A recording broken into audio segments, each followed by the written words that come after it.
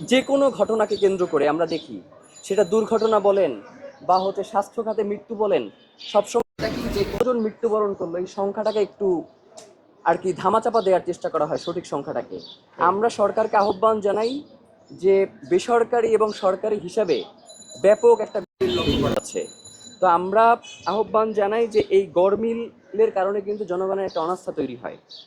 তো এইটাতে যাতে প্রপার ডকুমেন্টেশন তৈরি করে কিভাবে এখান থেকে উত্তরণের পথ সেটা আমাদের খুঁজে বের হবে।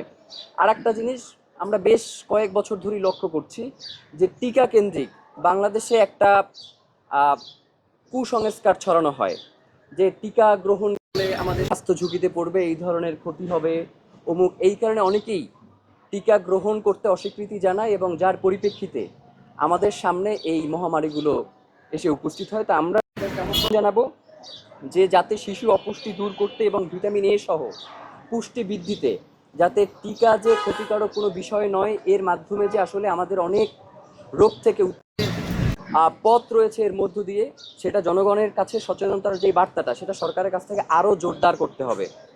এরপরে আরেকটা জিনিস যেটা, সেটা হচ্ছে দেশি বিদেশি বিশেষজ্ঞদের নিয়ে কমিটি গঠন করতে হবে। কারণ এই যে অধিক মৃত্যুর হার, এইটার কারণ কি? যেমন এই যে 415 জন মারা গেছে, এর ভেতরে স্বাস্থ্য মন্ত্রণালয় নিশ্চিত করেছে যে 60 জন মারা গেছে যারা হচ্ছে হাম, মানে সরাসরি হামে আক্রান্ত হয়ে। আর বাকি যারা মারা গেছে তাদের ক্ষেত্রে বলা হয়েছে হামের বিভিন্ন উপসর্গ, নিউমোনিয়া, টাইফয়েড সহ এই ধরনের ইসে আক্রান্ত হয়ে মারা গেছে। এবং এই দেখা যাচ্ছে যেটা যেটা অর্ধেকেরই বেশি এই 60 জনে যারা সরাসরি হামে আক্রান্ত মারা হয়ে গেছে, যাদের এখন পর্যন্ত 6 মাস বয়সই হয়নি টিকা দেওয়ার মতো।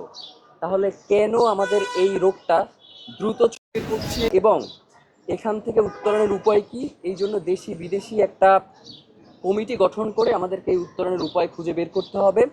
রাজনৈতিক যেই কাদা ছোড়াছুড়ি, এটা বন্ধ করে স্বাস্থ্যখাতকে কীভাবে আরও উন্নত করা যায় এবং আগামীর বাংলাদেশকে কিভাবে একটি সমৃদ্ধশালী এবং মানুষের মৌলিক যে অধিকার সেগুলো নিশ্চিত করা যায়, সেইগুলোতে বেশি আমাদের লক্ষ্য দেওয়া উচিত। সবাইকে অসংখ্য ধন্যবাদ।